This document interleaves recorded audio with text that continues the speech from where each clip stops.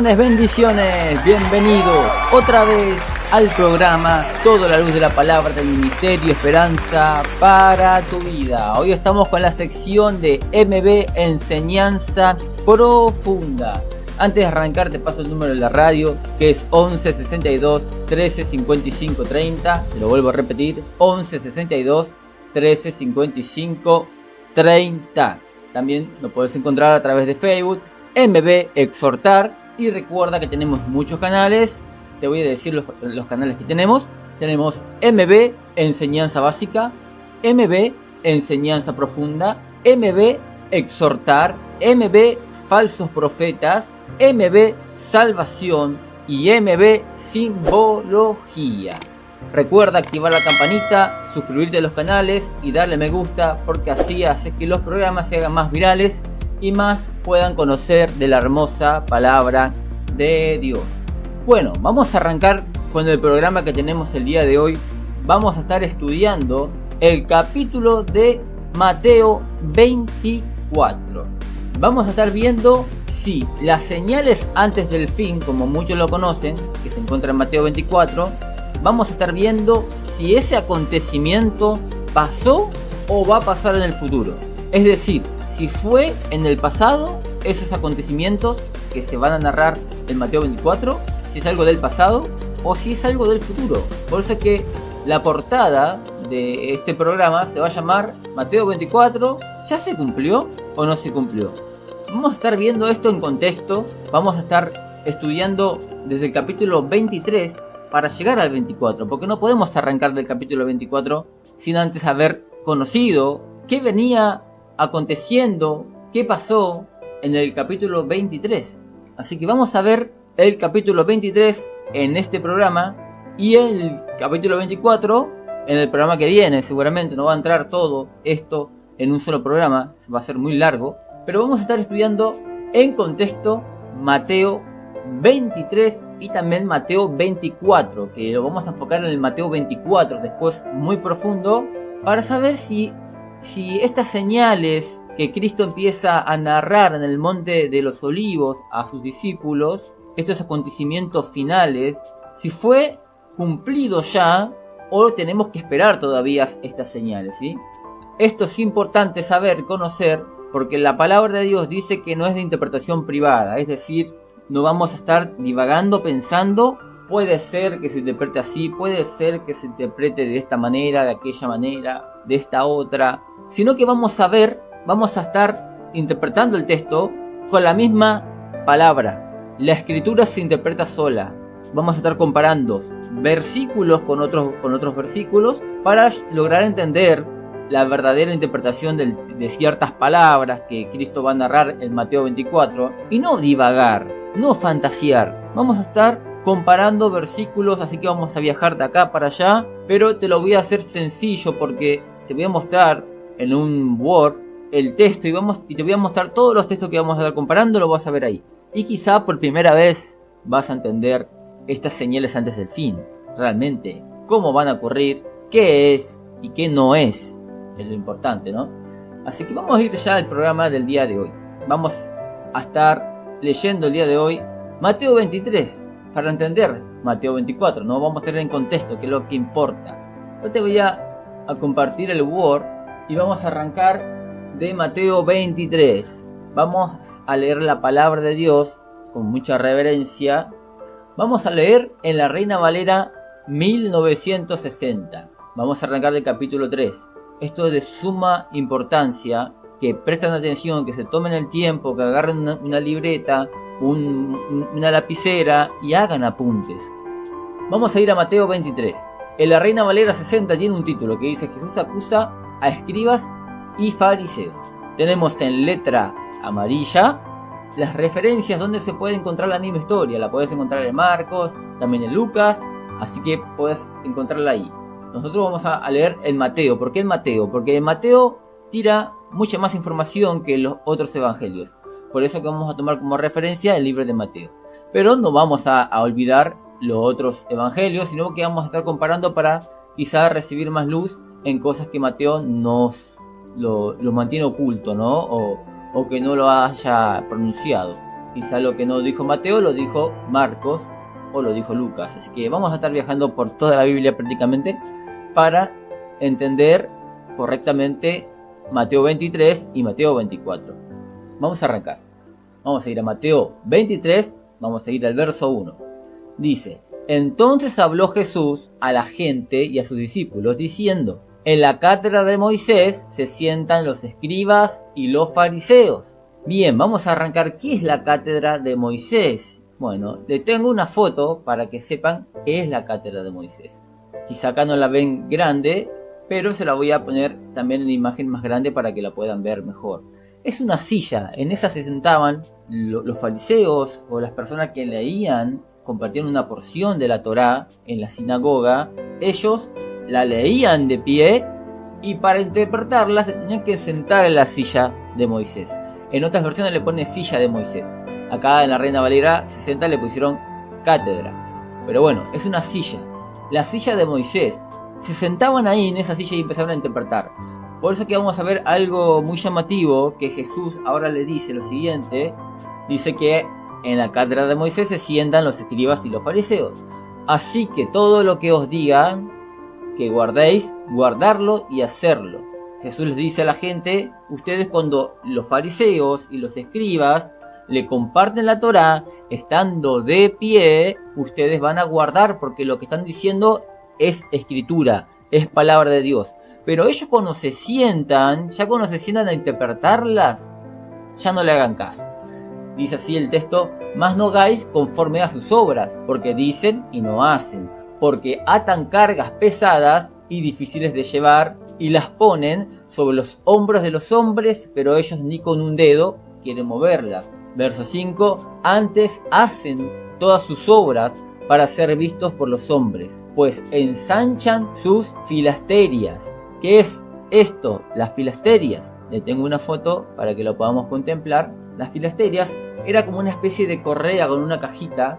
Una se dejaba cerca del corazón, en el brazo, y la otra cajita iba a la frente. Les dejo una foto ahí, pero igual se la voy a poner más grande para que sepan qué es. Bueno, la escritura dice que ellos ensanchaban su filasteria, es decir, la correa que tenían la hacían más grande para que se pueda ver, para que el pueblo diga: mirá, tiene las filasterias, porque la agrandaban a la correa. Por eso que dice: pues se ensanchan sus filasterias. Después dice: y extienden los flecos de sus mantos. ¿Qué es esto de los flecos de los mantos? Vamos a estar viendo en la foto que son los flecos que caen del manto. En este caso es blanco, que caían los flecos, era muy visible. En los flecos representaban los mandamientos, y ellos hacían más largos los flecos para que la gente diga: mirá cómo guarda los mandamientos. Pero era todo superficial, no era interno, no era una obediencia de ellos internamente. Se querían hacer ver, así como los falsos profetas se quieren hacer ver. Que si tú no le dices papá o mamá al falso profeta, tú eres un rebelde, tú eres una persona que no se sujeta a la autoridad puesta por Dios. Hasta se quieren poner nombres increíbles que llamen la atención, como apóstol, como profeta, como profetisa. Parece que no le es suficiente el nombre de hijo de Dios, le queda cortito para ellos. Hoy en día son estos falsos profetas: Benny Hinn, Carlos Harrigan, Dante Ebel, Cesenia Ten, entre tantos otros más falsos profetas que hemos tocado en el programa de MB Exhortar. Son ellos los falsos profetas ahora, son ellos los fariseos, que ensanchan sus filasterias y que extienden sus flecos. Son ellos, y mirá qué más dice la escritura que esta gente hacía para hacerse ver.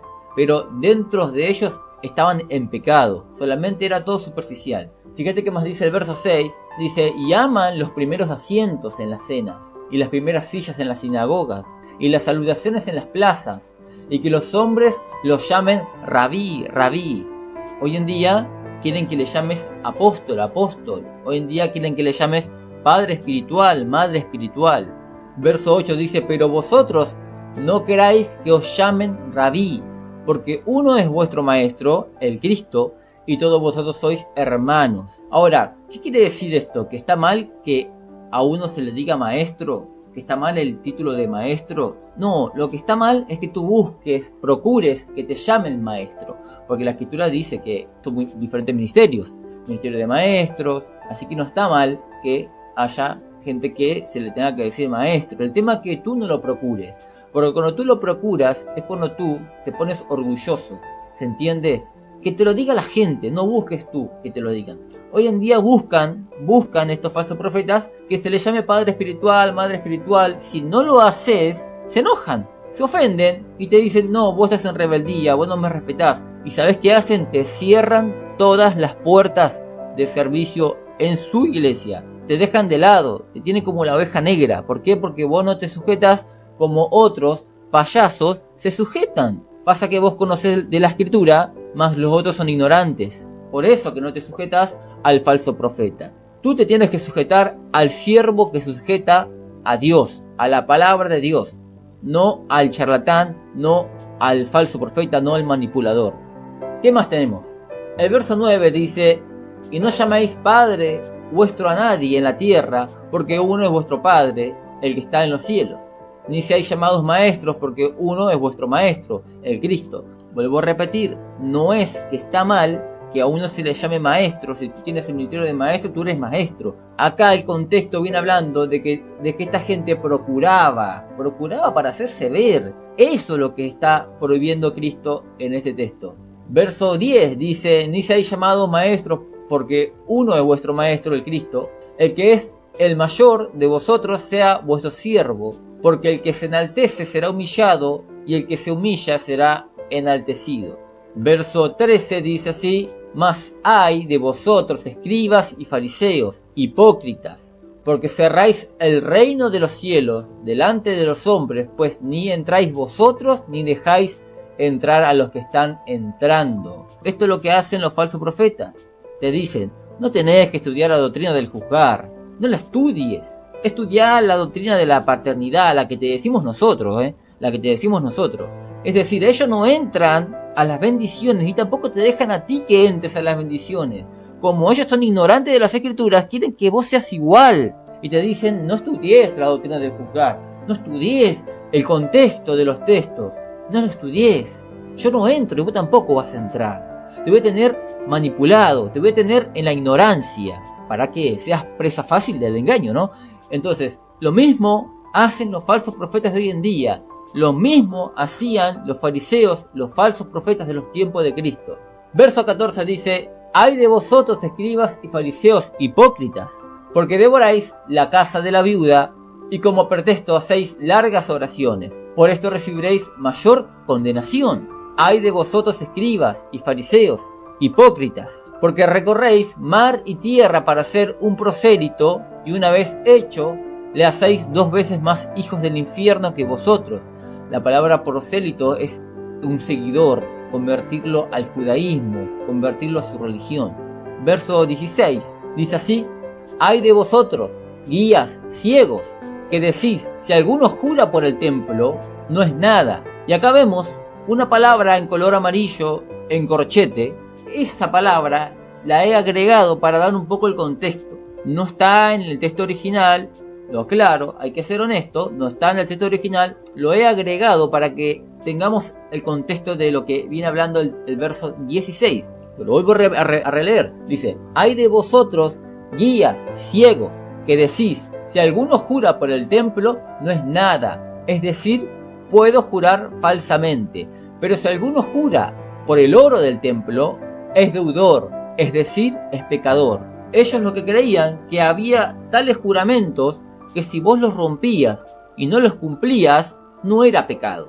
Como en el caso de jurar por el templo. Tranquilamente vos podías romper tu juramento y no pasaba nada. Pero había ciertas cosas que sí era pecado, pero ciertas cosas que no.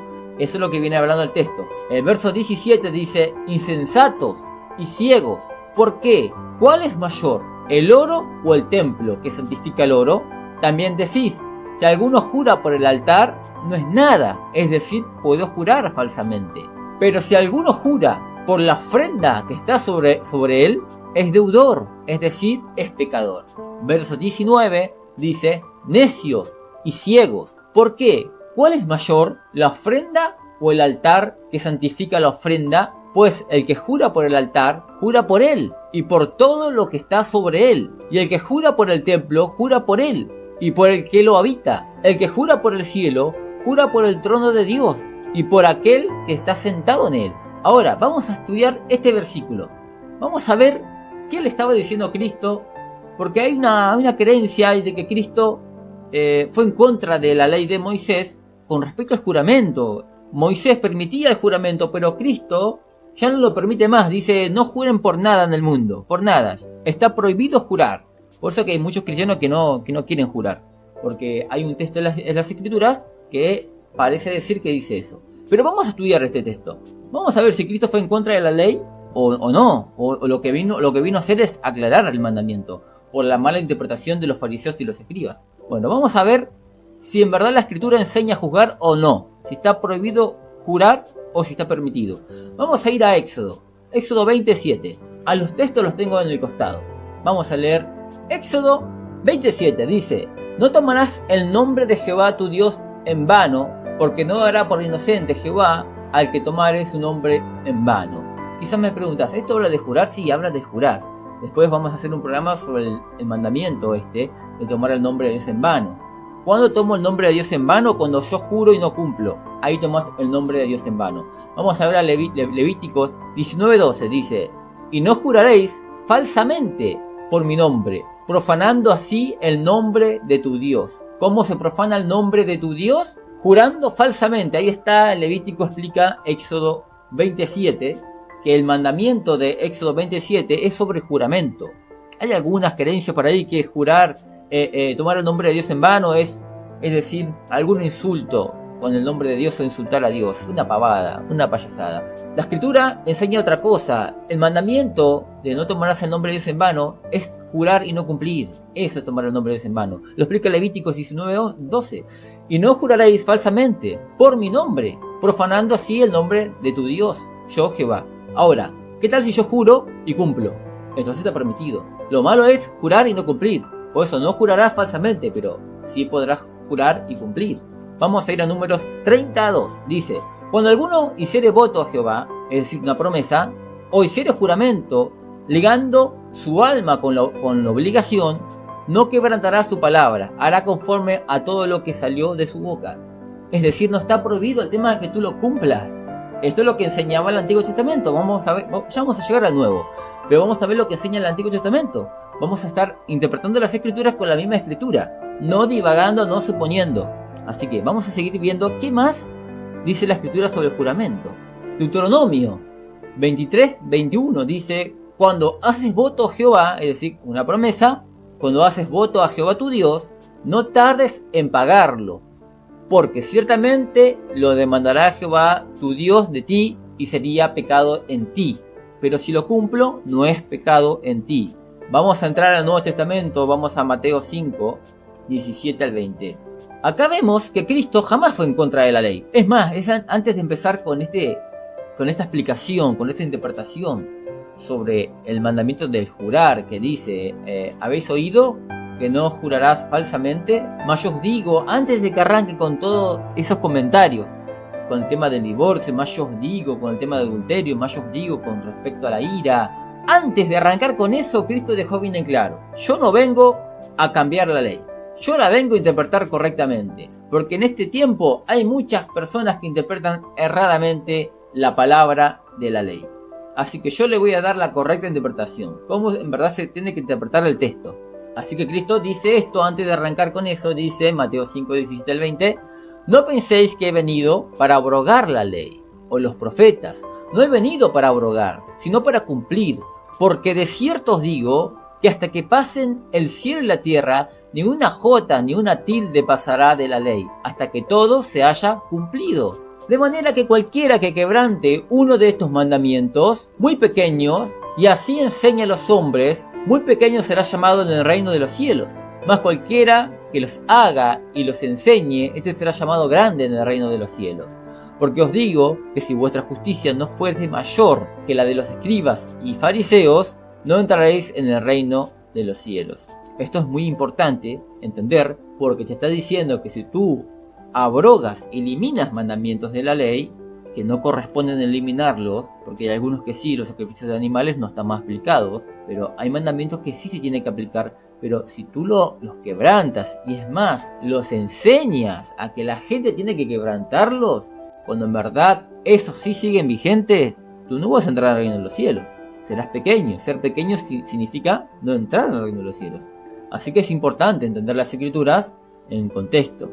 La gente que cree que el mandamiento de jurar ya fue eliminado, ojo, porque si tú estás enseñando también a que la gente no tiene que jurar, le estás condenando porque juran, ojo, puede estar cometiendo un error.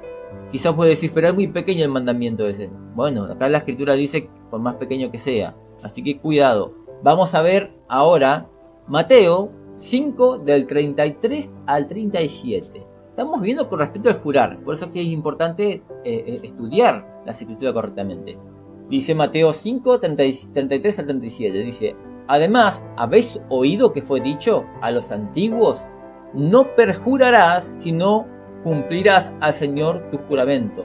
La palabra perjurarás es la palabra jurar en falso. Entonces lo que está diciendo el texto es esto: además, ¿habéis oído que fue dicho a los antiguos? No jurarás en falso, sino cumplirás al Señor tu juramento. Eso es lo que dice el texto. ¿Qué dice Cristo?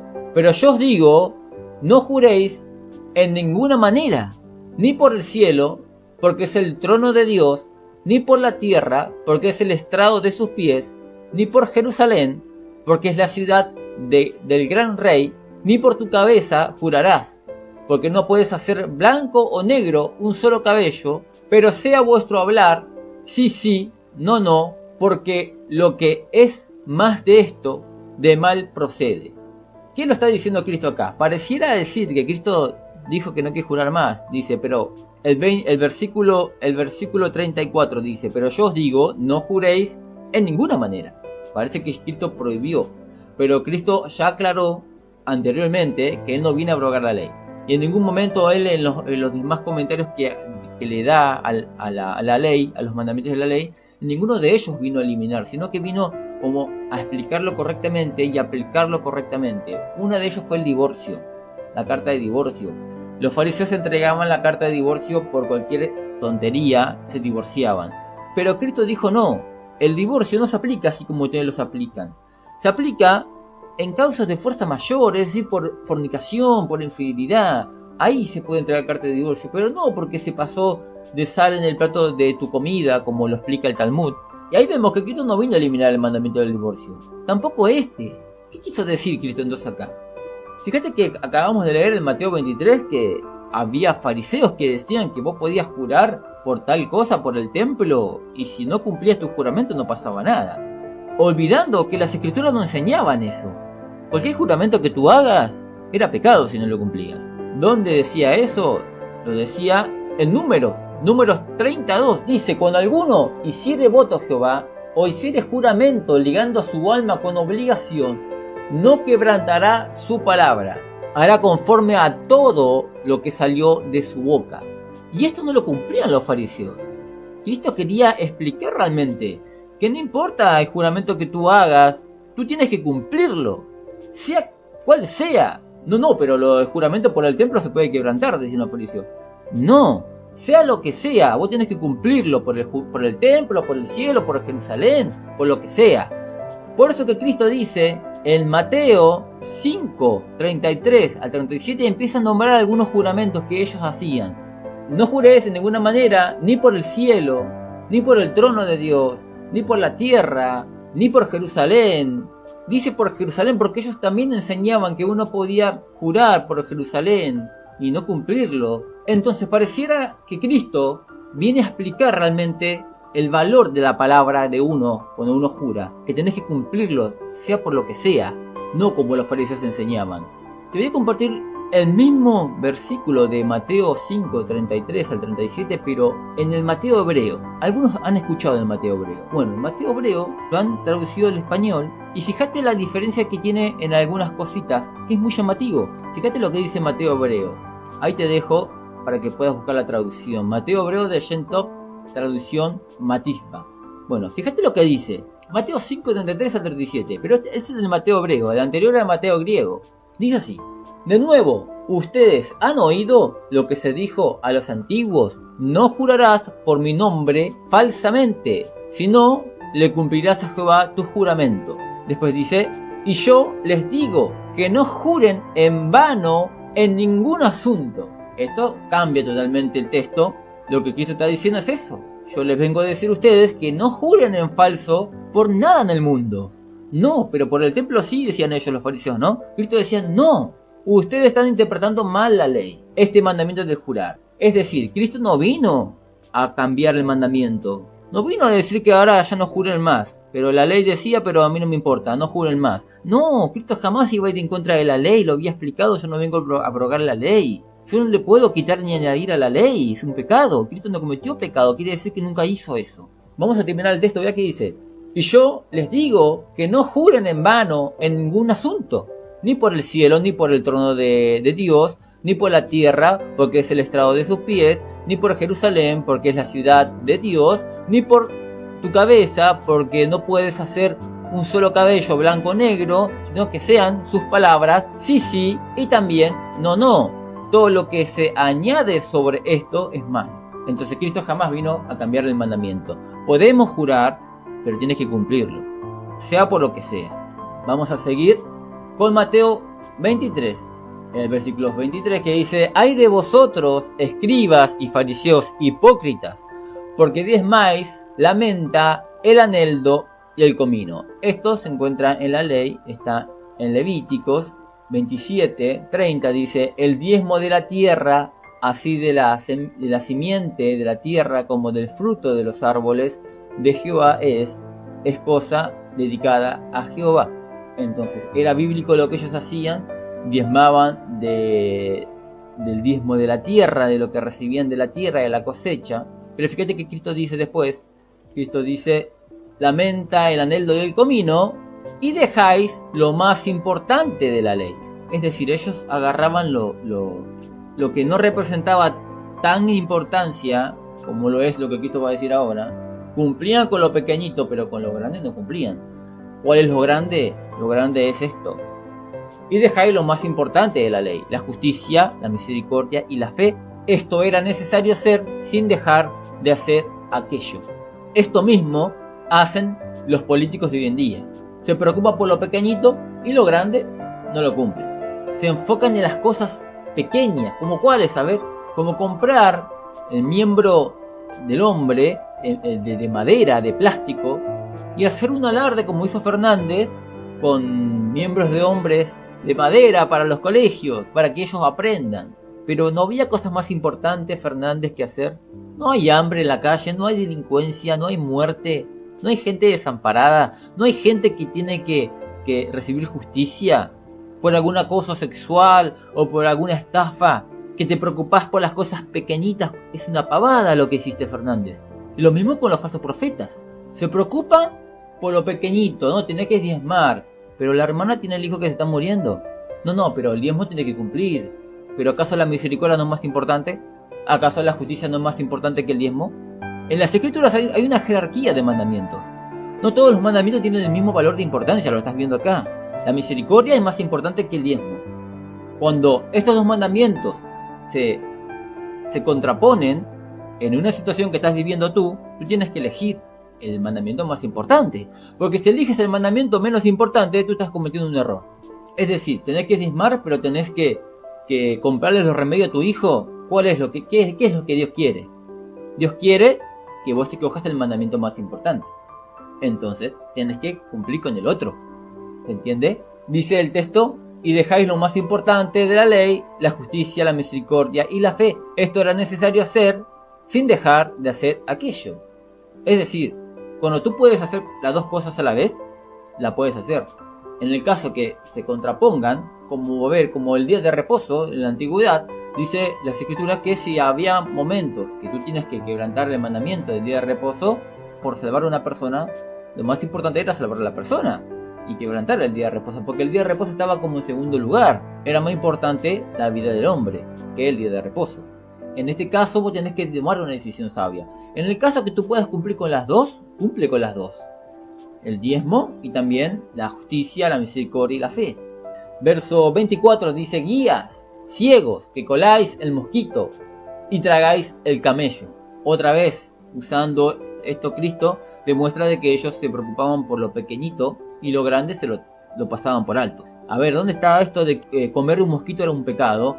En sí, la palabra acá, mosquito, se refiere a las mosquitas. Estas que están en el vino, que revolotean por arriba del vino y se tiene que colar. Ellos, los fariseos, colaban el vino porque quizá había alguna mosquita muerta en el vino y ellos se lo comían y estaban comiendo algo impuro, por tanto cometiendo un pecado. Pero lo más importante, no lo cumplían.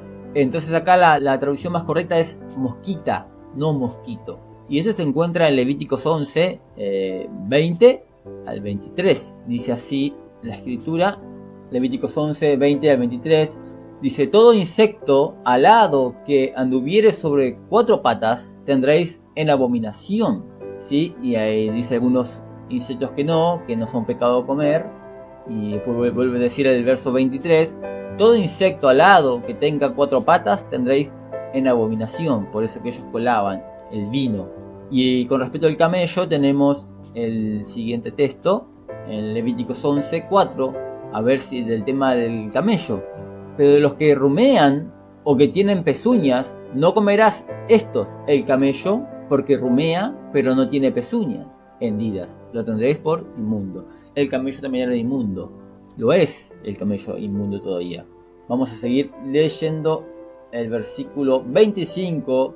Ay de vosotros, escribas y fariseos hipócritas, porque limpiáis lo de afuera del vaso y del plato, pero por dentro estáis llenos de robo y de injusticia.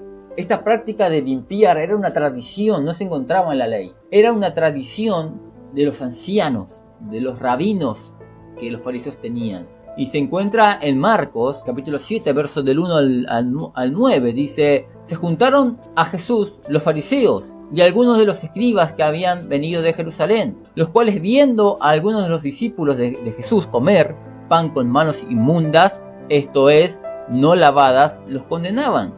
Porque los fariseos y todos los judíos, aferrándose a la tradición de los ancianos, si muchas veces no se lavan las manos, no comen, y volviendo de la plaza, si no se lavan, no comen, y otras muchas cosas hay que tomaron para guardar, como los lavamientos de los vasos de beber y de los jarros y de los utensilios de metal y de los lechos. Le preguntaron pues los fariseos y los escribas: ¿por qué tus discípulos no andan conforme a la tradición de los ancianos, no de la ley, sino de los ancianos, sino que comen pan con manos inmundas? Respondiendo, él les dijo: hipócritas, bien profetizó de vosotros Isaías, como está escrito: este pueblo de labios me honra, mas su corazón está lejos de mí. Pues en vano me honran, enseñando como doctrina mandamientos de hombres. Porque dejando el mandamiento de Dios, que es la ley, os aferráis a la tradición de los hombres, los lavamientos de los jarros, de los vasos de beber, y hacéis otras muchas cosas semejantes. Le decía también: bien invalidáis el mandamiento de Dios por guardar vuestra tradición. Entonces, tenemos esa tradición que tenían los fariseos, y Cristo dice: ay de vosotros, escribas y fariseos hipócritas, porque limpiáis lo de afuera del vaso y del plato, pero por dentro estáis llenos de robo y de injusticia. Qué triste, ¿no? La hipocresía que hay en muchas personas, aparentando algo en la iglesia, pero dentro de sí mismo están totalmente podridos en pecado.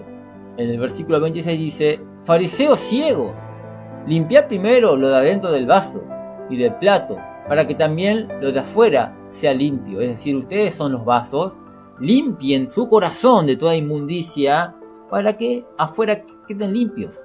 Porque lo que importa es lo de adentro. No importa que tú te pongas una corbata, un zapato, no te va a hacer limpio el corazón eso. Procura hacer limpio en el corazón.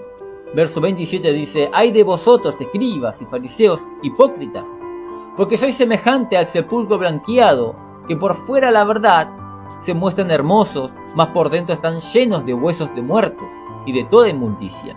Así también vosotros, por fuera, la verdad, os mostráis justos a los hombres, pero por dentro estáis llenos de hipocresía e iniquidad. Ay de vosotros, escribas y fariseos, hipócritas, porque edificáis los sepulcros de los profetas y adornáis los monumentos de los justos. Y decís, si hubiésemos vivido en los días de nuestros padres, no hubiéramos sido sus cómplices en la sangre de los profetas. Así que dais testimonio contra vosotros mismos, de que sois hijos de aquellos que mataron a los profetas. Vosotros también llenad la medida de vuestros padres. Cristo le está diciendo, ustedes son asesinos de profetas, asesinos de mensajeros de Dios, son iguales que sus padres. Verso 33 dice, serpientes, generación de víboras. Pregunta, cuando la escritura dice generación de víboras, ¿a qué generación está hablando él? Porque estamos entrando en materia ahora. ¿A qué generación él está hablando? Dice serpientes, generación de víboras. ¿Está hablando de nuestra generación? No, está hablando de la generación que él estaba viviendo, es decir, el siglo I, el primer siglo. Serpientes, generación de víboras, ¿cómo escaparéis de la condenación del infierno? Y también podemos ver en Mateo 3 del 7 y después también Mateo 12 verso 34 lo siguiente, para tener un poco más de panorama de esto. Dice Mateo 3:7, dice, al ver él que muchos de los fariseos y los saduceos venían a su bautismo, Juan, dice, y le decía, Juan el Bautista decía, generación de víboras, ¿quién os enseñó a huir de la ira venidera? Otra vez, esta generación es la generación de ellos. ¿De quién? De Jesús, de Juan el Bautista. No es nuestra generación. Dice, y le decía, generación de víboras. Ustedes, hipócritas, son ellos los que vienen nombrando acá, que ensanchaban sus filasterias y alargaban los flecos de sus mantos, que querían que le digan rabí, rabí las plazas. Es esa generación, no es nuestra generación. Quizá preguntas, ¿por qué haces tanto hincapié en la generación? Porque es sumamente importante para entender Mateo 24. Fíjate que dice, generación de víboras, ¿quién nos enseñó a huir de la ira venidera? Mateo 12, 34. Generación de víboras, ¿cómo podéis hablar lo bueno siendo malos? Porque de la abundancia del corazón habla la boca. Vamos a continuar con el versículo 34. Te animo a que hagas apunte, a que anotes los versículos que estamos leyendo. Por tanto, he aquí, yo os envío profetas y sabios y escribas, y de ellos a unos mataréis y crucificaréis, y a otros azotaréis en vuestras sinagogas, y perseguiréis de ciudad en ciudad.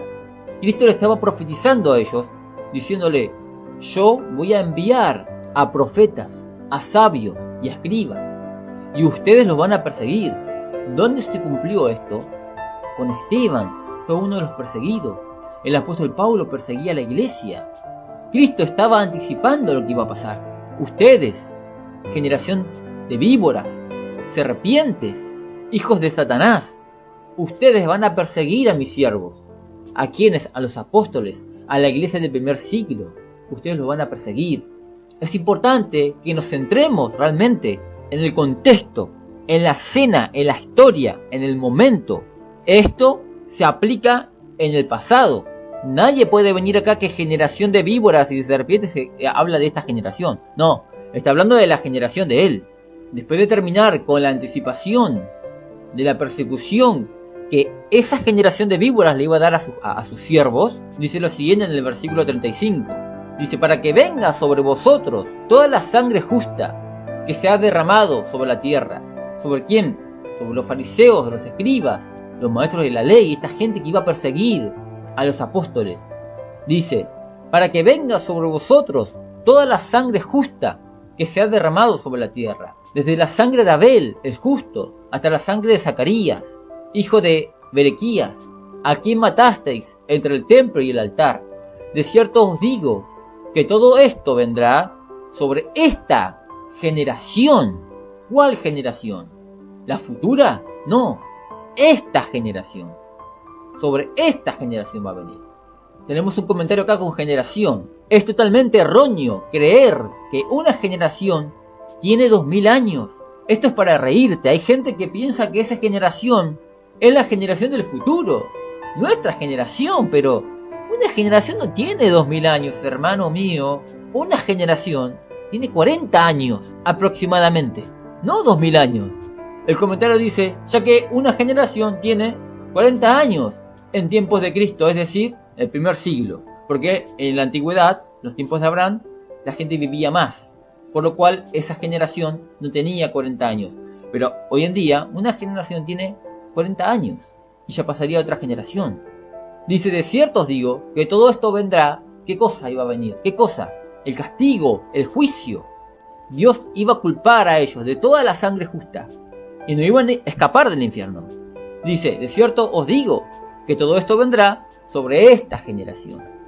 Hay un versículo acá para comparar que se encuentra en Mateo, es una parábola. Mateo 21, estamos en el Mateo 23, leyendo Mateo 23.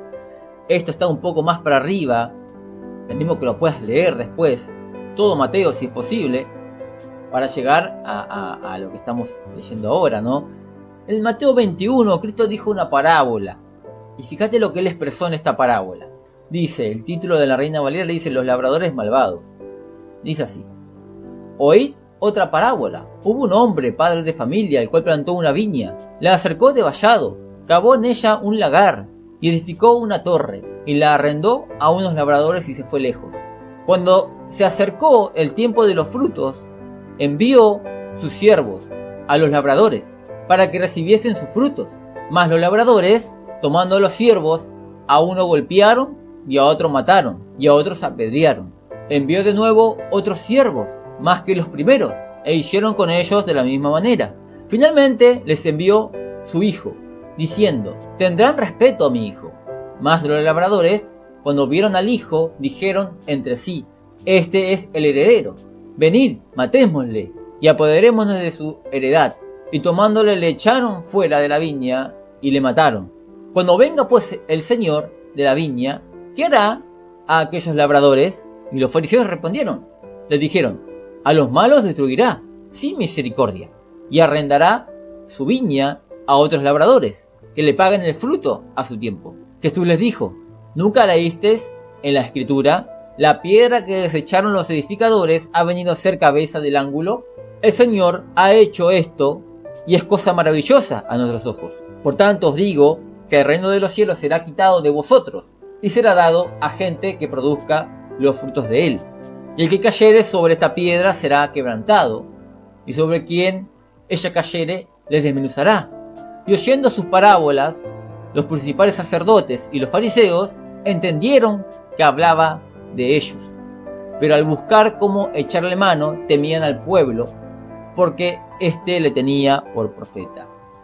Jesús, en esta parábola, le está hablando a los escribas y fariseos de su tiempo, y le dice, ustedes han matado a los profetas. Fíjate que dice que le envió siervos, y algunos mataron, a otros apedrearon. Después le mandó a su propio hijo, y este era Cristo. Y con Cristo hicieron exactamente lo mismo, lo crucificaron. Después Cristo le pregunta, ¿qué hará el Señor con esta gente malvada, con estos labradores malvados?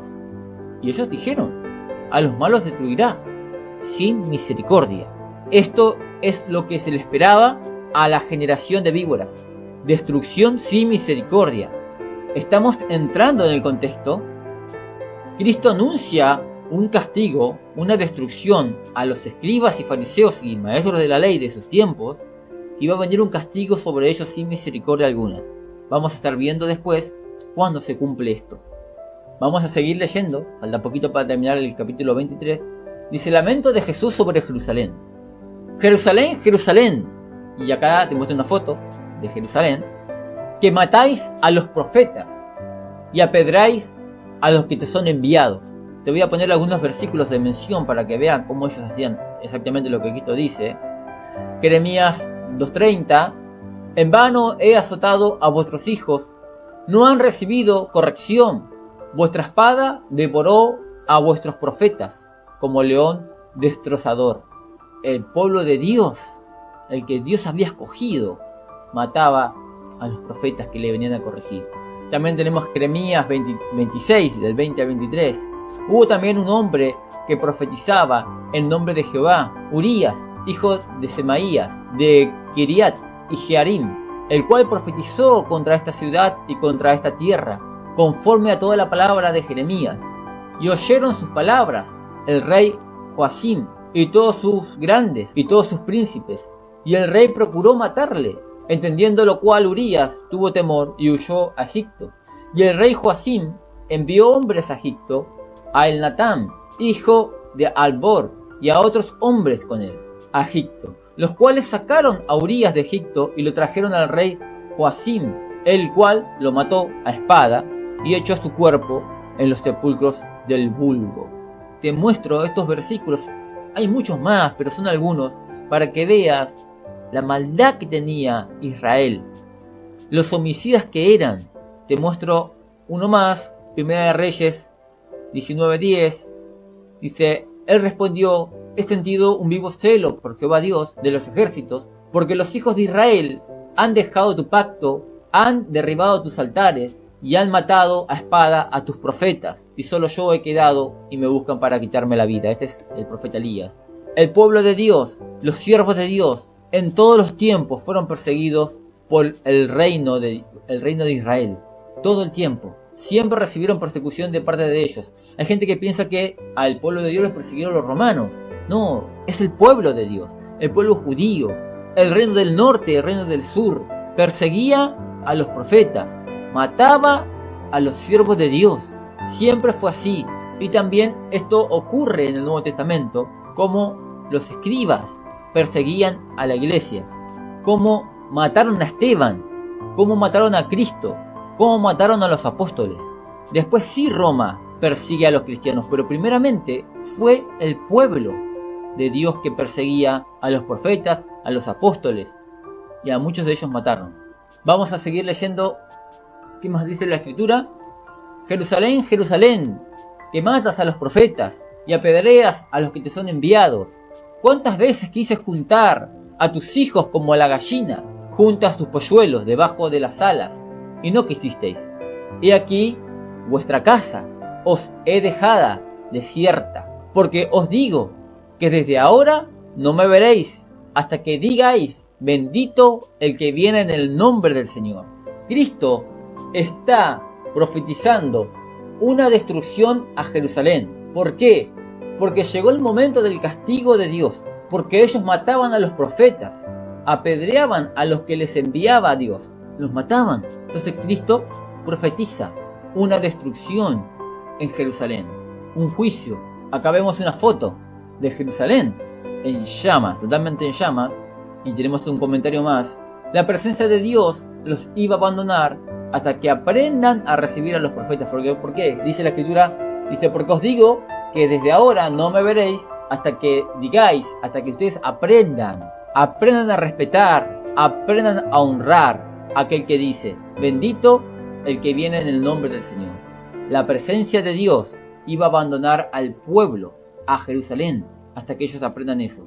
Hay una referencia acá muy importante, se encuentra en Mateo 22 del 1 al 7, dice: parábola de la fiesta de las bodas, otra parábola más, y todo se menciona esto, al castigo que Dios iba a mandar. Respondiendo Jesús les volvió a hablar en parábolas, diciendo: el reino de los cielos es semejante a un rey que hizo fiesta de bodas a su hijo, y envió a sus siervos a llamar a los convidados a las bodas.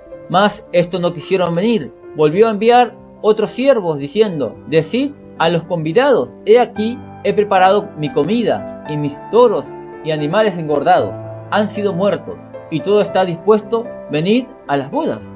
Mas ellos, sin hacer caso, se fueron unos a sus labranzas y otros a sus negocios, y otros tomaron a los siervos, los enfrentaron y los mataron. Al oír, el rey se enojó, y enviando sus ejércitos destruyó a aquellos homicidas y quemó su ciudad. Otra vez se ve en las parábolas de Cristo el juicio que iba a ocurrir en Jerusalén, el castigo que iba a sobrevenir sobre los religiosos de sus tiempos, los fariseos, los escribas, los maestros de la ley. Otra vez el castigo, constantemente el castigo es anunciado. Y Jesús acá se lamenta sobre Jerusalén, porque iba a quedar desierta, porque iba a ocurrir una gran desgracia en Jerusalén. Pero esto lo vamos a dejar para el próximo programa, que ya entramos al capítulo 24. Tenemos el contexto de que Cristo predice el castigo de estos hombres malvados, que son los fariseos, escribas y maestros de la ley, y también predice un castigo sobre Jerusalén, sobre la ciudad. Y tenemos esto hasta ahora. En el próximo programa vamos a estar viendo qué más Cristo dice sobre este castigo. Y vamos a entrar al capítulo 24. Es lo importante, ¿no? Así que bueno, hasta acá lo vamos a estar despidiendo del programa del día de hoy. Espero que hayas aprendido un poco de este capítulo 23. Cosas que no sabías, como esto del juramento, ¿no? Que muchos enseñan a que no podemos jurar, que si jurás estás pecando, no. Si vos jurás tenés que cumplir. El problema era ese. Entre tantas otras cosas más que estuvimos viendo, ¿no? Hablando de la generación, ¿qué generación era? Era la generación de los tiempos de Cristo. No es nuestra generación ni la generación futura. No, era la generación del pasado. Era esa generación. Y bueno, vimos un castigo que iba a venir sobre ellos. Y también que Jerusalén iba a quedar totalmente desierta. Nadie iba a habitar en ella. Y vamos a ver dónde se cumple esto, ¿no? Porque Cristo no es un falso profeta. Cristo es un profeta verdadero. Y si él dijo algo, se tuvo que haber cumplido en la historia. En algún momento de la historia se tuvo que haber cumplido esto. Así que te dejo el número de la radio ya para despedirnos. Te puedes comunicar al número de la radio, que es 11 62 13 55 30. 11 62 13 55 30. Recuerda que tenemos muchos canales. Dale me gusta, activa la campanita y suscríbete para que la palabra sea promocionada. Esto es totalmente gratuito. No es para ganar dinero, para nada. Es para que la palabra se haga más conocida, nada más. Así que nos estamos viendo en la próxima. Te dejo bendiciones.